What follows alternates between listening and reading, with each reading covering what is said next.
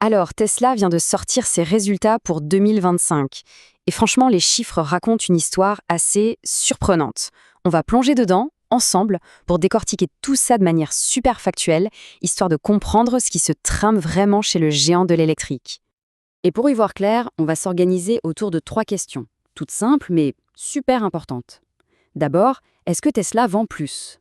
Ensuite, est-ce que l'entreprise gagne mieux sa vie avec ce qu'elle vend? Et enfin, la question cruciale, est-ce que tout ça est durable? Après, on jettera un œil à ce que la direction nous promet pour la suite, et puis on conclura. Ah, et juste une petite chose avant de se lancer tête baissée dans les chiffres. C'est important de le dire, tout ce qu'on va voir, ça vient directement des documents publiés par Tesla. Donc ce n'est absolument pas un conseil d'investissement, c'est juste une analyse pour qu'on puisse y voir plus clair ensemble. Bon, c'est parti. Première grande question, les ventes. Est-ce que la machine Tesla tourne toujours à plein régime? On va regarder le chiffre d'affaires, c'est souvent là que tout commence.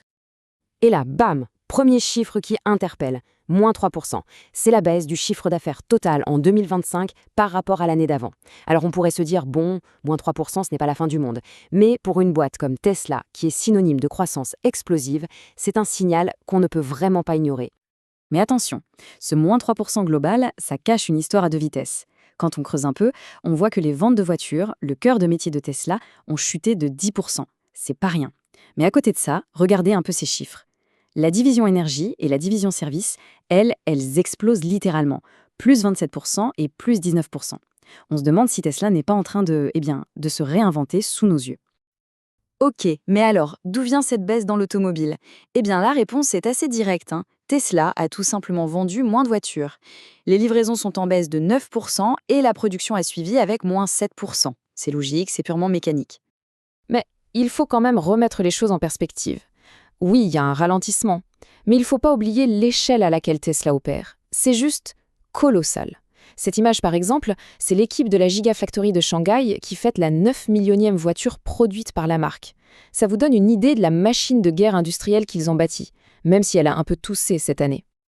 Bon, vendre, c'est une chose, mais est-ce que ça rapporte de l'argent?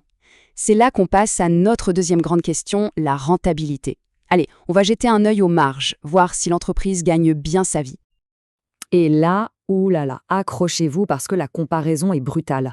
On a vu la petite baisse de 3% du chiffre d'affaires, ok, mais le résultat opérationnel, lui, il s'effondre. On parle de moins 38%.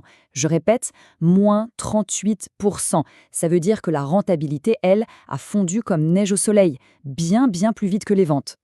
Ce graphique y part de lui-même. C'est limpide. Regardez la tendance.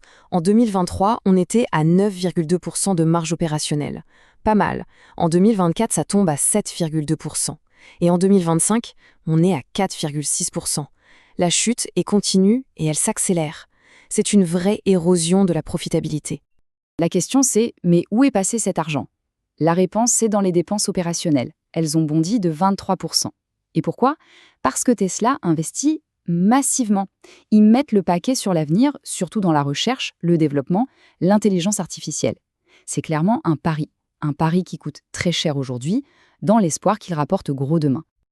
Ok, on en arrive maintenant à la troisième question, et c'est peut-être la plus délicate, la performance. Est-elle vraiment solide?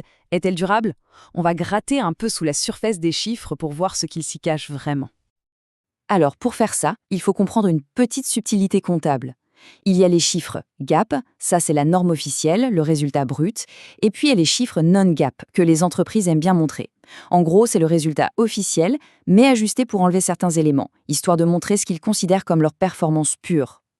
Et chez Tesla, c'est assez parlant. Regardez, le résultat net officiel, le fameux GAAP, s'élève à 3,8 milliards de dollars. Mais le chiffre que Tesla préfère mettre en avant, le non-GAAP, il est de 5,8 milliards. Ça fait 2 milliards de différence. D'où ça vient?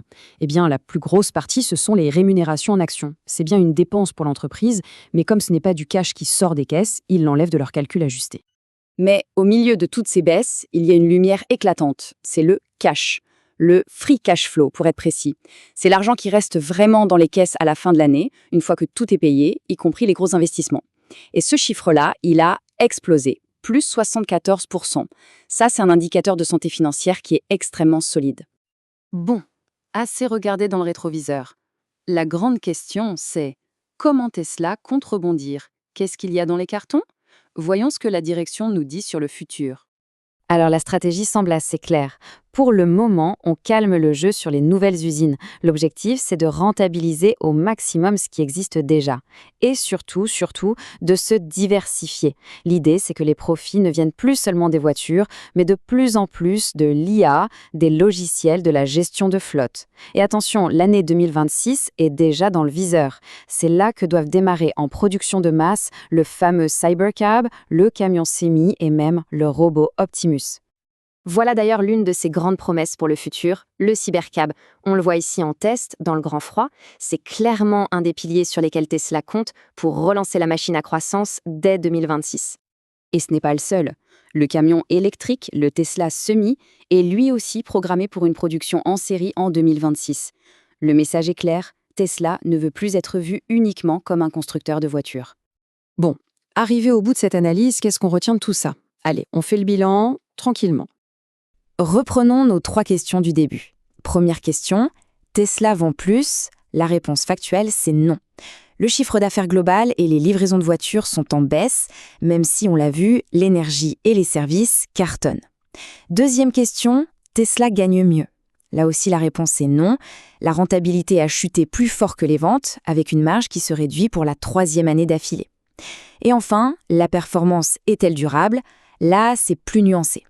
D'un côté, on a une génération de cash qui est excellente, mais de l'autre, une partie non négligeable des profits non GAAP vient d'ajustements comptables, comme les actions. Voilà pour ce tour d'horizon des chiffres de Tesla pour 2025. Une année charnière, on peut le dire. Un ralentissement dans le présent pour mieux préparer un futur, qu'ils espèrent radicalement différent. Reste à voir si le pari sur l'IA, les robots et les camions sera gagnant.